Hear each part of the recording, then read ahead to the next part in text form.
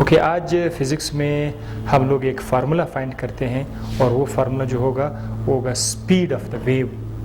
अब आपने वेव का चैप्टर स्टार्ट किया हुआ है, हम लोग वेव पढ़ रहे हैं, तो हमें ये पता होना चाहिए कि वेव चूँकि मोशन में होते हैं, वेव मूव कर रहे होते हैं, तो ज़ाहिर है उसका कोई ना कोई स्पीड तो होगा। तो उसमें दो सवाल बनते हैं, दुनिया जहाँ में जितने भी वेव्स बन रहे होते हैं क्या वो सब एक ही स्पीड से जाते हैं या फिर मुख्तलिफ वेव्स मुख्तलिफ स्पीड से जाते हैं? तो जवाब उसका ये होगा कि मुख्तलिफ वेव्स मुख्तलिफ स्पीड से जाते हैं। हर वेव का अपना अपना स्पीड होता है। तो हम उसकी स्पीड को, किसी वेव की स्पीड को कैसे डिटरमाइन करते हैं और उसके लिए हमारे पास क्या फार्मूला होना चाहिए, तो आज हम वो फार्मूला फाइंड करेंगे।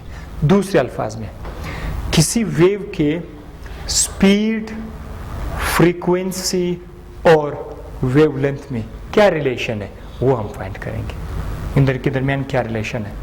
सो टॉपिक हेडिंग एक ही है। आइए आपको बताते हैं कि इनके दरमियान क्या रिलेशन है। हम एक बार फिर से स्प्रिंग के साथ मास अटैच करके रस्सी से उसको साथ अटैच करते हैं और स्प्रिंग ऊपर नीचे वाइब्रेट करेगा और हमारे पास एक वेव बन जाएगी। ठीक, यहाँ पर आप जरा गौर करें, शुरू में टाइम का जो पहला हिस्सा, टाइम जीरो टाइम पर सपोज करते हैं कि आपका जो पार्टिकल है वो यहाँ पर है, सही है, शुरू जीरो टाइम पर। तो टाइम का जो पहला हिस्सा है, t/4, क्योंकि एक वेव में टाइम के 4 हिस्से हैं, तो 1t/4 पहला हिस्सा में ये यहां से मूव करके मीन पोजीशन पर आ जाएगा। ठीक है, फिर क्या होगा, टाइम का जो दूसरा हिस्सा है उसमें ये अपने मीन पोजीशन से जाकर अपने दूसरे एक्सट्रीम पोजीशन पर आ जाएगा। सो इसका 2t/4, अगर आप उसको काट दोगे तो ये आ जाएगा t/2।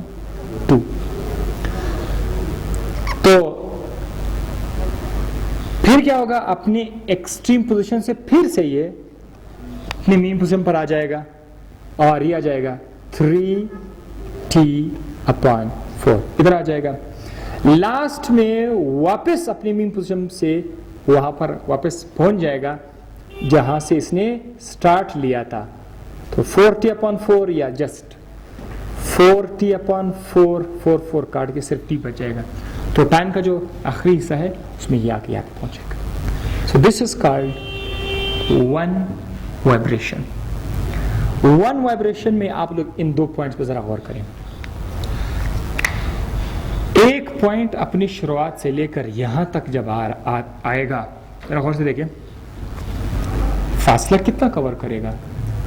जब एक पॉइंट यहां से यहां तक आएगा, कुछ फासला कवर करेगा कि नहीं? तो उस फासले को क्या बोलते हैं? ये आपका डिस्टेंस तो है वैसे, हाँ, लेकिन हम उस डिस्टेंस को क्या बोलते हैं? लैम्डा। सवाल ये है कि जब ये पॉइंट यहां से लेकर यहां तक आता है, उसमें टाइम लगता है कि नहीं? कितना टाइम लगता है? जो टाइम लगता है वो तो वन टाइम पीरियड की इक्वल है कि नहीं?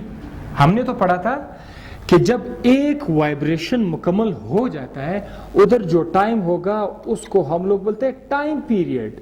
तो उसको बोलते हैं टाइम पीरियड। तो जिस टाइम के अंदर एक पॉइंट यहां से लेकर यहां तक आएगा, उस टाइम को हम लोग क्या बोलते हैं? टाइम पीरियड बोलते हैं। सो इसका सवाल का मतलब आ गया। हमारे पास दो चीजें हैं, फासला और टाइम। फासला किस चीज का? ये पॉइंट अपना इस क्रेस्ट से लेकर इस क्रेस्ट तक पहुंचने में फासला तय कर रहा है, और उसको टाइम कितना लग रहा है? टाइम पीरियड, कैपिटल टी से लिखेंगे। तो मैंने यहाँ पर लिखा भी ये कि distance covered is equal to time period. ये डिस्टेंस जो इसने यहाँ से लेकर यहाँ तक किया है, ये किस चीज के बराबर है? टाइम पीरियड के बराबर है। तो डिस्टेंस को क्या लिखा जाता है वैसे? s लिखा जाता है, टाइम पीरियड को t लिखा जाता है, s is equal to t।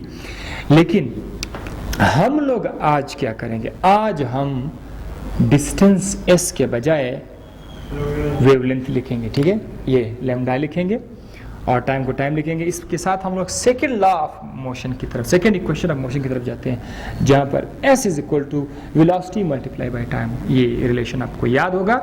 किसी भी वक्त आप डिस्टेंस को फाइंड करने के लिए वेलोसिटी या स्पीड को टाइम से मल्टीप्लाई करें। तो स्पीड का फॉर्मूला बनाने के लिए टाइम s के नीचे आ जाएगा, so v is equal to s upon t।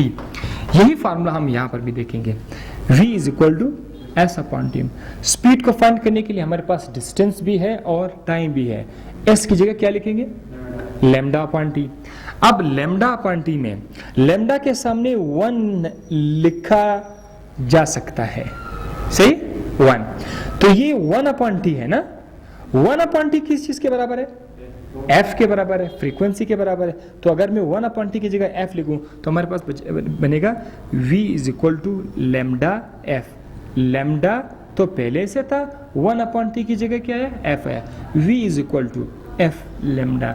ये है वो फार्मूला जिससे आप किसी भी वेव का स्पीड फाइंड कर सकते हैं।